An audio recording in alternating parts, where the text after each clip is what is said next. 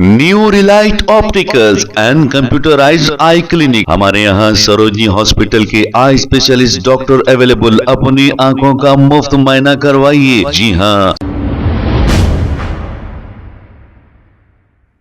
अस्सलाम वालेकुम नाजरीन, 7H न्यूज सच को रखे आपके आगे। दिसंबर की 18 तारीख को एक ऐसी इत्तला वसूल हुई है कि नामपल्ली के सिविल कोर्ट में किसी ने बम रखने की झूठी इत्तला दे दी।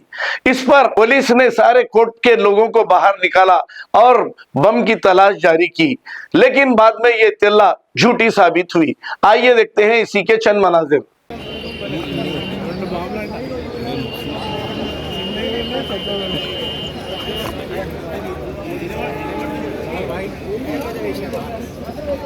బిల్డింగ్ పడిపోతుంది.